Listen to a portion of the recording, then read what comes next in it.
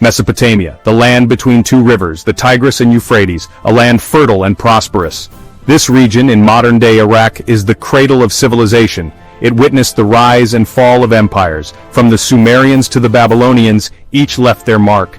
These ancient Mesopotamians made remarkable advancements in various fields. They developed writing, mathematics, and astronomy. They built magnificent cities and intricate irrigation systems. Their legacy shaped the world. But Mesopotamia's strategic location made it a coveted prize. It was a crossroads of trade routes. This attracted the attention of ambitious empires. Conquerors came and went, each leaving their imprint on the land and its people. The Persians, under Cyrus the Great, conquered Mesopotamia in the 6th century BCE. They established a vast empire that stretched from the Indus Valley to the Aegean Sea. This period of Persian dominance was followed by the conquests of Alexander the Great. This Macedonian king swept through the region. He brought an end to the Achaemenid Empire in 331 BCE. Alexander's empire was short-lived, however. After his death, it was divided among his generals. Mesopotamia became part of the Seleucid Empire. It was one of the successor states to Alexander's vast domain.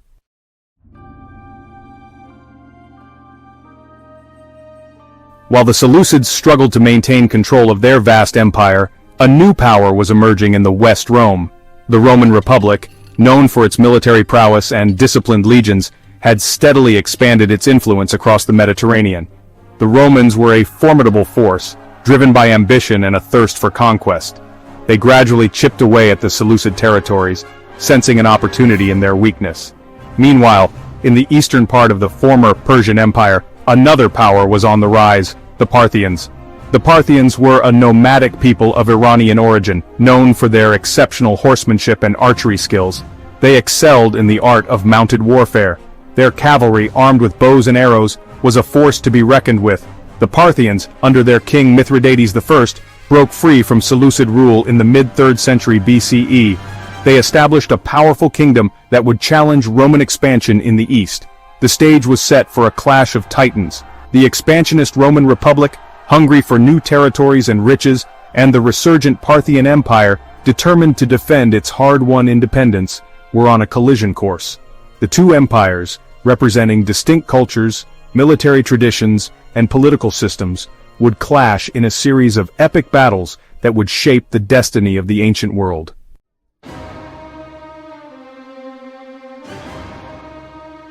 The Romans, under the leadership of ambitious generals like Pompey the Great, made significant inroads into the eastern Mediterranean. They conquered Pontus, Armenia, and Syria, expanding their influence closer to the Parthian heartland.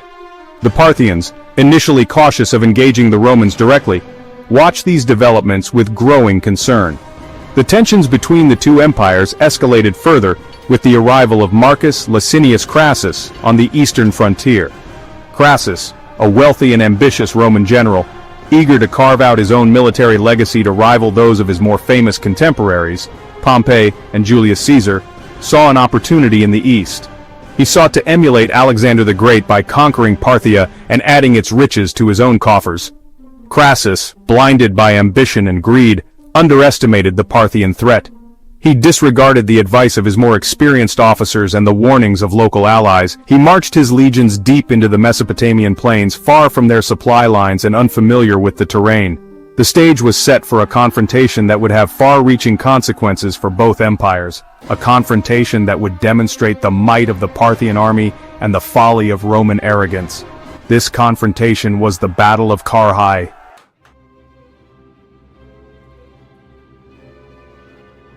Marcus Licinius Crassus, a name etched in Roman history, not for glory but for ambition. He was a man of immense wealth. He craved power and recognition. He yearned for military triumphs to match his colleagues Julius Caesar and Pompey the Great. These three men formed the first triumvirate. They ruled Rome in an uneasy alliance. Crassus saw an opportunity in the east. The Parthian Empire, though powerful, seemed ripe for conquest. He imagined himself as a second Alexander the Great. He envisioned adding Parthia's riches to Rome's coffers and his own. He underestimated the Parthians at his own peril. They were masters of mounted warfare. Their skills with the bow were legendary. Crassus, driven by greed and a thirst for glory, disregarded warnings from his advisors. He ignored the lessons of history. He led his legions into the heart of Mesopotamia. he marched them towards a fate he could not foresee.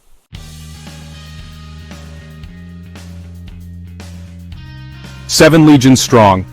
This was the force Crassus led into Parthia. Around 40,000 Roman soldiers marched eastwards. The legionaries, renowned for their discipline and training, were the backbone of Rome's military might.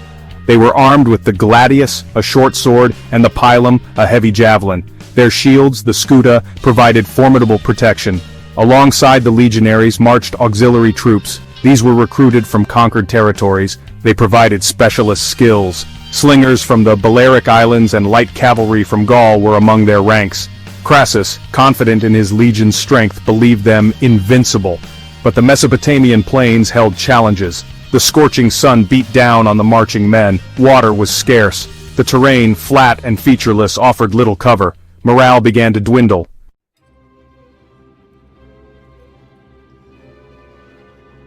Leading the Parthian forces was Surena, a general of exceptional skill and cunning. He knew the terrain. He understood the Roman way of war. He devised a strategy to exploit their weaknesses. The Parthian army was a force unlike any the Romans had encountered. Their strength lay in their cavalry. The Parthians fielded two types of horse warriors. Firstly, the heavily armored cataphracts. They were a fearsome sight. Man and horse were encased in iron scales.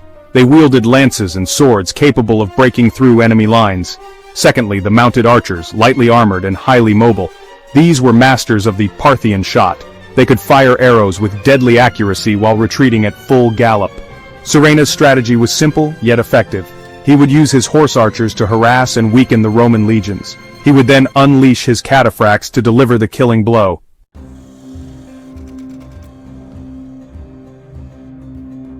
The Roman and Parthian armies represented two distinct military traditions. The Romans, masters of infantry warfare, relied on discipline, organization, and close combat. Their legions were trained to fight as a unit, their shields interlocked, advancing relentlessly. The Parthians, on the other hand, were masters of mounted warfare. Their cavalry, swift and agile, could strike from a distance and vanish before the enemy could retaliate. Their tactics were based on mobility, archery, and psychological warfare. They aimed to wear down their opponents before delivering a decisive blow. The clash between these two contrasting styles of warfare would be a spectacle to behold. The fate of empires hung in the balance. The Battle of Carrhae would be a pivotal moment in Roman and Parthian history.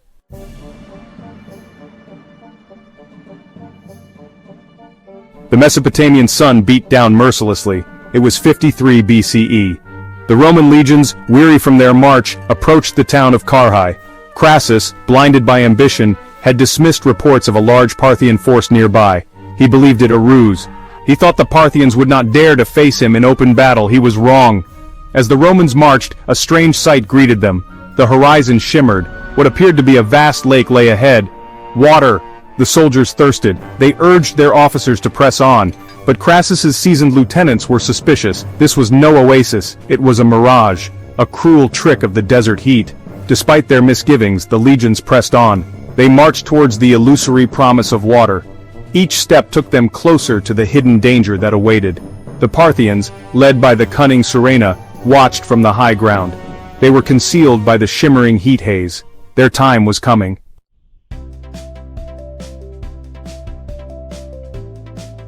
Suddenly, the mirage dissipated. The Romans found themselves facing the true might of the Parthian army.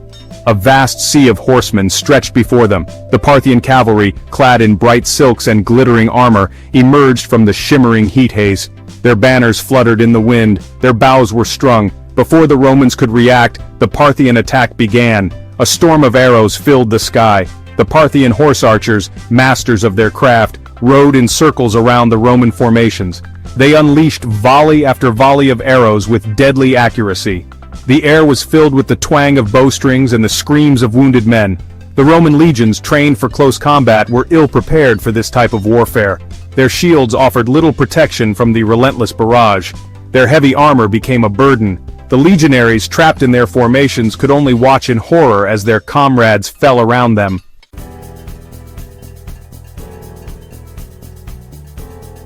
Recognizing the danger, Crassus ordered his legions to form the testudo formation.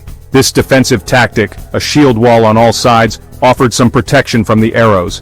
The legionaries locked their shields together overhead and on their flanks. They created a moving fortress of wood and iron. The testudo formation, while effective against frontal assaults, had its limitations. It was slow and cumbersome. It left the Romans vulnerable to attacks from the flanks and rear. The Parthian horse archers, highly mobile, simply rode around the Roman formations, exploiting these weaknesses. Meanwhile, Surena held his cataphracts in reserve. He waited for the opportune moment to unleash them. The cataphracts, their heavy armor glinting in the sun, were a fearsome sight. They waited patiently for the order to attack. The Romans, trapped in their testudo formations, were easy targets.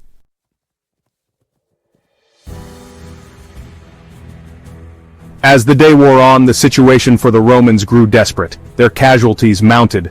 Their morale plummeted. The relentless Parthian attacks showed no sign of abating. Crassus, his dreams of conquest shattered, watched in despair as his legions crumbled around him. Sensing victory, Surena sent a message to Crassus. He offered him safe passage back to Roman territory in exchange for his surrender. Crassus, desperate to save his own life and what remained of his army, agreed to meet with the Parthian general. It was a trap. As Crassus and his entourage approached the Parthian lines, a skirmish broke out. In the ensuing chaos, Crassus was killed. The death of Crassus sent shockwaves through the Roman ranks. Their leader was gone, their spirit was broken, the legions, leaderless and demoralized, were routed. The Battle of Carrhae was a resounding victory for the Parthians. It would have far-reaching consequences for both empires.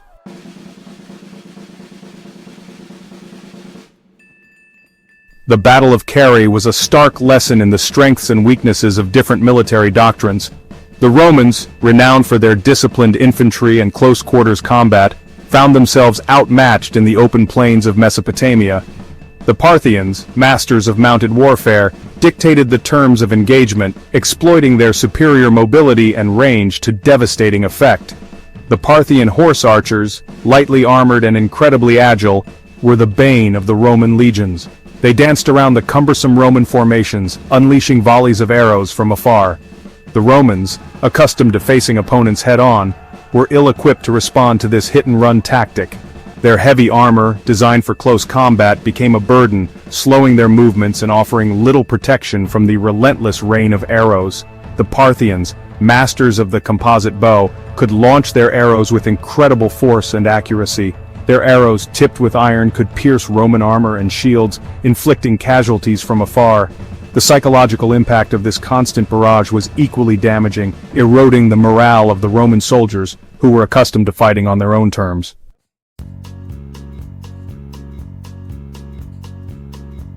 Despite the challenges they faced, the Roman legions demonstrated their renowned discipline and resilience. When the initial Parthian arrow storm struck, they quickly adapted, forming the testudo formation to protect themselves from the deadly missiles. The testudo, a classic Roman defensive formation, involved soldiers interlocking their shields to create a protective shell over their heads and flanks. This tactic, highly effective against frontal assaults and projectile fire, provided the Romans with a much-needed respite from the Parthian archers. However, the testudo formation had its limitations. It severely restricted the mobility of the Roman legions, making them easy targets for the highly mobile Parthian cavalry. Moreover, the formation was vulnerable to attacks from the flanks and rear, weaknesses that the Parthians were quick to exploit.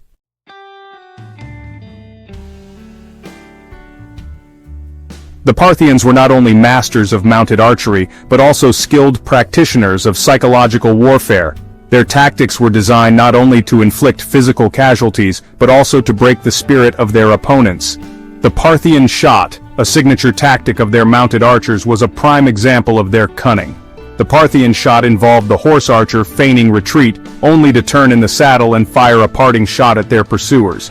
This tactic, requiring exceptional horsemanship and archery skills, allowed the Parthians to inflict casualties while retreating, further demoralizing their opponents.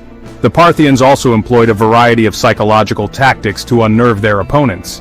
They would beat drums and sound horns to create a cacophony of noise, unsettling the Roman legions. They would even tie captured Roman soldiers to their horses, parading them in front of the Roman lines to demoralize their former comrades.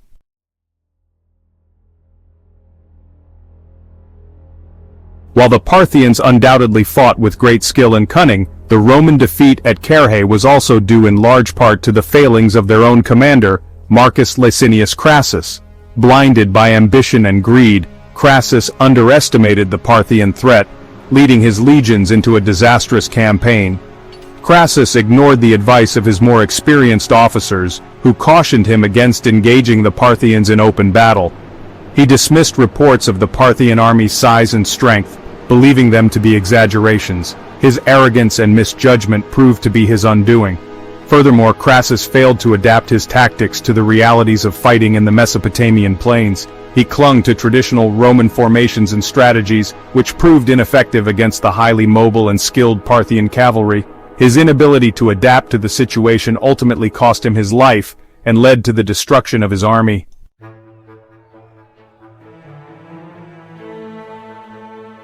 The Battle of Carrhae sent shockwaves through the Roman world.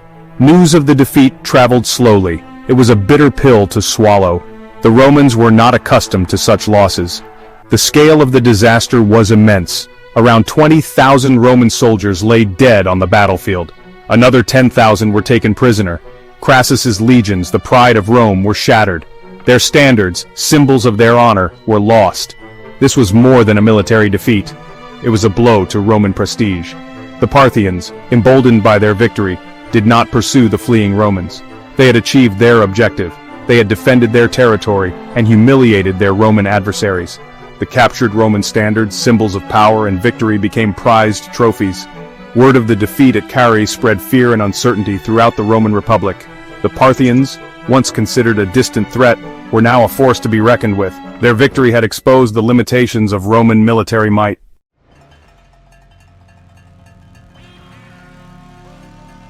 The loss of the Roman standards, particularly the eagle, was a significant symbolic defeat. The aquila, the eagle, was more than just a military standard. It was a sacred emblem. It represented the spirit of the legion. Losing it was a grave dishonor. The Romans were determined to recover their lost eagles. They remained in Parthian hands for decades. This became an obsession for future Roman leaders. Julius Caesar, before his assassination, planned a Parthian campaign. He aimed to avenge the defeat at Carrhae and reclaim the lost standards. The Battle of Carrhae had a profound impact on Roman-Parthian relations. It marked the beginning of a period of intense rivalry and conflict between the two empires. It would last for centuries. The defeat served as a stark reminder to the Romans that their expansion eastward was not without its limits. The memory of Carrhae would continue to haunt Roman strategists. It forced them to rethink their tactics. They had to adapt to the challenges of fighting the Parthians. This defeat, however, also sowed the seeds of future Roman determination. They would not rest until their honor was restored and the lost eagles returned to Roman soil.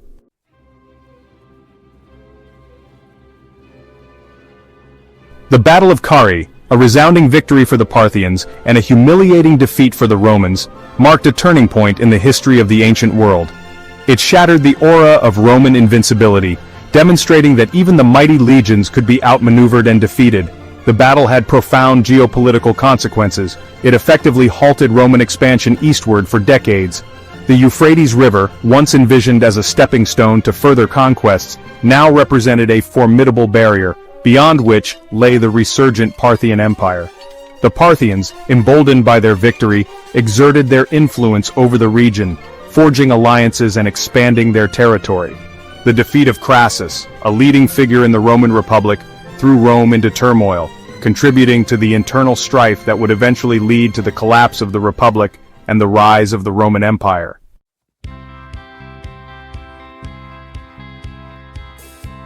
The Battle of Carrhae, a clash of empires and military doctrines, left an indelible mark on history.